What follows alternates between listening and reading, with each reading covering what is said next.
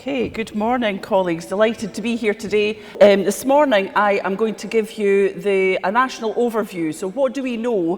What information has come from local authorities to Scottish Government and to Education Scotland so that we can actually see that overall picture out with our own local authorities. So, first slide that I'm looking at there, that I've put up there, is the one that really caused that seismic shift in languages, that renaissance in language teaching, bringing our children and our young people into line with their European partners who always start the language learning at a much younger age, or their foreign language learning at a much younger age. The Barcelona Agreement, as it was called, 1+2, as we call it, with mother tongue being language 1 plus 2 additional languages. You know the script, I'm sure. But this, as you can see from the areas that I've highlighted, is a cross-parliamentary agreement. It will roll on for the 10 years, the 2 periods of 5 years of each Parliament, hence from 2011 to 2021. And that is quite significant in a way, because as well as the substantial funding that has gone behind this or into this, we've also had a decade to get it right. And yes, it is ambitious. It's absolutely ambitious, and we do need to know your thoughts and feelings about it. But we need to bear in mind as well, we've had a decade. Schools have had a decade to get this right. Local authorities have had a decade for the upskilling, mostly, and the training of primary teachers so that they are equipped to teach a language as well as teaching every other facet of the curriculum as they do day in and day out. So that's what caused the seismic shift. Where we are now, schools kicked off around about 2012. We had some pilot schools, early adopters if you like, mostly primary. I think we had 6 primaries that had decided that they would be pilot schools, a special school and 3 secondaries. So on our website, on the Education Scotland website, if you can find it, there is the set of those evaluations of the early pilots. They're still relevant. They started in 2012, but they are still relevant, and there's still areas that we could borrow from and bits of good practice that we could borrow from. So 2012 kicked off. Where are we now? Lauren's talked about this already. We have got that significant amount of funding. £24.2 million has been pumped into the system, has been given to local authorities to allow them to decide on the training and the upskilling programmes that are relevant to their local context. So, high political profile for, I would say, the first time in my teaching career, certainly. I know MLPS was fairly high priority, but this 1+2 really has had the backing of a significant amount of money in the way that MLPS probably didn't have. And what we're seeing as use of the cash is that local authorities are ensuring that their primary staff are ready to deliver languages by providing in-house training, by providing possibly commercial training. They're using their money to buy in companies that will provide a block of training for some of their primary staff, and possibly some bespoke upskilling programmes for primary staff who've got a bit of language and just need to have it refreshed again. So we're seeing a lot more of that happening in local authorities than we ever saw before. We are seeing in most local authorities a dedicated languages development officer, or somebody who represents languages, or rather is responsible for languages. And again, in a way that we never saw before. We didn't have as many in years gone by. I think around about 2010 we had something like 4 across the whole country out of the 32 local authorities. 4 people in local authorities who had that special responsibility for languages, and now we see that we've got a heck of a lot more. In fact, we have roughly 32. From another consequence of the extra money pumped into languages is that we're seeing an upsurge in the number of modern language assistants, because local authorities who previously might not have been able to afford modern language assistants are using some of the money to buy in modern language assistants, but we're also seeing the modern language assistants being used in a slightly different way than was traditionally the case. Certainly when I was at school, they are now being used, a number of them, used is a terrible word, they're being employed in primary schools to support the learning in primary schools and in BGE rather than the traditional senior phase. So we're seeing a kind of shift in the way that we're using the language assistants also to support the 1+2 agenda. A rise in Erasmus Plus applications. So these are mostly from primary teachers who've done a period of training or upskilling and then are going and spending, say, a week or so just to really hone their skills, a week or so in the country where the target language is spoken, to hone their skills in that target language. So we're seeing a whole rise in those. And if you are a local authority representative for languages, you'll know how much of a nightmare it is to fill in the Erasmus Plus applications. They are very complex. We're also seeing a huge upsurge in the number of resources that primary schools in particular are purchasing for P1 through to P5, because obviously under MLPS we had a 6-7, a P6-7 model. We had resources for 6 and 7. Where we had a dearth was that 1, 2, 3, 4, 5. So we're seeing primaries buying in a lot of commercial resources there, a lot of subscriptions to websites, etc., trying to ensure that what they're doing is a sustainable model also. And talking about that, local authorities planning for sustainability, not just in terms of purchasing resources, but also sustainability in terms of training a tranche of primary teachers at a time. So making sure that there is an audit done across the authority and we know which primary teachers have got which skills to which level. So planning, again, for the future, planning to keep this policy up and running and sustainable. So on to the local authority strategies. So every year local authorities are asked to report to Scottish Government about where they're at in terms of languages. Where are they at with their language provision and their 1+2 provision in their LA? And what we've seen this year, 2017, is a huge rise in the numbers of schools that are saying that they are ready and have primary language learning, PLL, in place from primary 1. So we've got over 3/4 of the primary schools in Scotland ready to start, or starting already with their P1. But the biggest and most unusual stat that came to us was this one. 90% of primary schools telling us that they have got primary 4, primary 5, primary 6 and primary 7 PLL in place. And that's wonderful to see. You can tell, obviously, that that's been a model. I think what we can interpret there, that has been a model where schools have worked back the way in their implementation. So they were comfortable enough with 7 and 6, and then maybe worked down the way to 5 and down the way to 4. And that is possibly the reason why we've got that high number. But it is great to see that one. That is, confidence in that system there.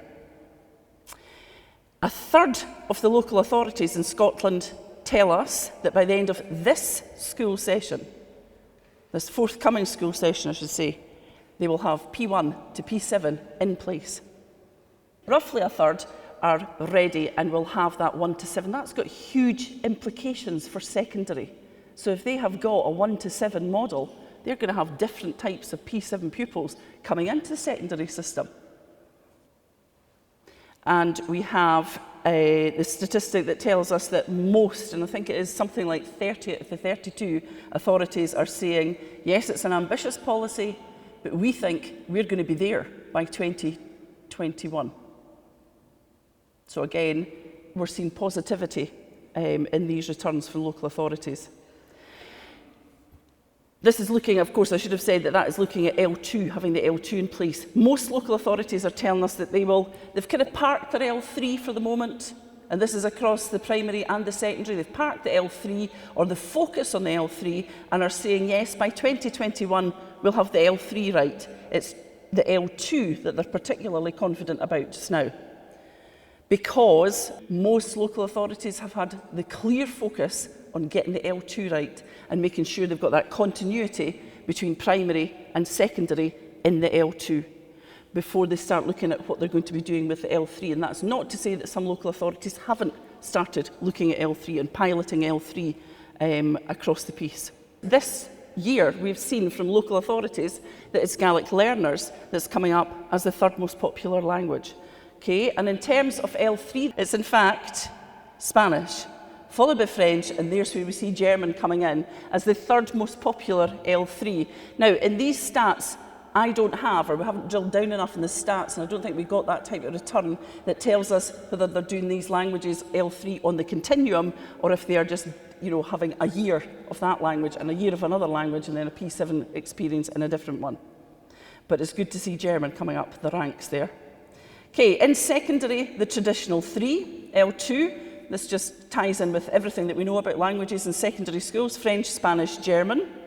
Okay, and in L3, where secondary schools are trialling an L3, Spanish followed by German, followed by French. So again, we're seeing German coming up the ranks a bit here, which is good news for German because we know it was kind of in the doldrums for quite some time.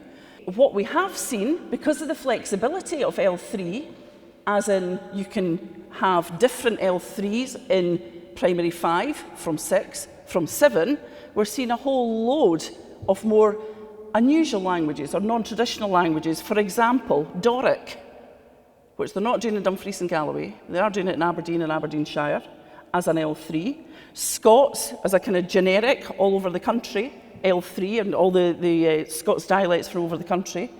We've also seen an example of Norge, Romanian we saw for the first time this year. That's just a kind of a snapshot of some of the languages that we're seeing, the provision that we're seeing in L3. We've also got Polish in there, we've got British Sign Language for the first time, Swedish for the first time, Romanian for the first time.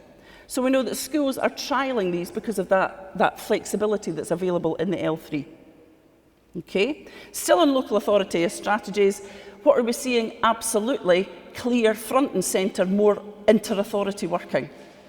So we know, for example, in Dundee, Angus, Perth and Kinross, the 3 local authorities are working together. We're also seeing that, I'm trying to think what the other ones, Edinburgh and Scottish Borders and Midlothian work quite closely together. So we're kind of seeing the borders opening a little bit between local authorities and people sharing good practice. They might not be sharing the money, but they are doing that in Pantayside, right enough, but they're sharing good practice with each other and they're going to each other's in-service days, etc., and trying to work together on how they're going to implement languages. So that's a great thing to see. Cluster working has never been so much to the fore. We need to know in secondary, we need to know exactly not only the language that the primary schools that are feeding into the secondaries have been teaching, but also the level of the language, how the language has been taught. So that cluster working is absolutely to the fore. Parents are totally on board with this. They can see the benefits of having their children starting their foreign language learning journey at a much younger age, and they're happy about it. We've not had any negative feedback from parents about 1+2 policy. We're seeing, as I've talked about before, this diversity in L3, which is no bad thing as well, just opening up children's minds, young people's minds to other languages and other cultures. We're also seeing 1+2 being implemented in special schools, so there is absolutely no barrier to language learning. We're seeing in local authorities that there is that flexibility around CLPL. Certainly, we know that we've got to be agile, we know we've got to be reactive. So if we have got a cluster of primary schools that are saying, do you know what we really need? We've got 6 staff here who really need a bit of upskilling in Spanish so that they can start running with that. We're seeing local authority reacting to that and putting in place courses, upskilling, twilights, etc., at the behest, if you like, of primary staff where feasible. So that flexibility wasn't always in the system. It often was that the CLPL was, that was it, done and dusted, put onto a spreadsheet, and that was you for the year. So we're seeing that being lifted and people being much more flexible and reactive. And the big thing that we're seeing through local authority surveys is that there is an absolute head of steam, and it's a positive head of steam. There's positive momentum building, and people are behind this policy. Primary teachers are behind this policy in general and enthusiastic about the success of 1+2. Definitely. So these are all the positives here. And yet I'll still say, and I'll agree with Lawrence, it's an ambitious policy. So we need to know your thoughts about it. Okay, I've got a few slides that I'll finish off with here. I've just pulled a couple of statements from the recommendations from the 1+2 policy. A reminder, and in fact this predates 1+2 policy. All children, all young people have the entitlement to learn a language to the end of the broad general education. Not to the end of S1 and drop it, not to the end of S2 and drop it, but to the end of S3, the broad general education. That becomes much more writ large as this policy embeds. And all young people have got an entitlement. This is just sort of pulls from that top statement here, looking at the L2, have the entitlement to study that L2 language to the end of the broad general education. These are from the policy itself. So this is guidance from the policy itself. So children and young people have the right to learn a language to this stage. And entitlement, sorry about the word trumps there, but entitlement does trump choice. And that one is key. Let's just bear that one in mind, particularly this afternoon when we look at some of the curricular models as well, and the variety of curricular models that we're seeing. And I'll just let you read what came in from one of our local authority strategies. This came in from a local authority not too far from here. And I thought that was a wonderful statement about the celebration of children with heritage languages. We've never really had that as a high priority, if you think about it. But what we're seeing on this local authority, they're reporting back to us that children who come into the system with a heritage language are feeling that they have more respect for that language than was the case possibly before. So that's an unintended but very positive consequence of this policy. Okay, I'm going to finish by showing you a wee piece of writing from St Maido's Primary in Perth. If you can read that, fine. If you can't, I'll read it out to you.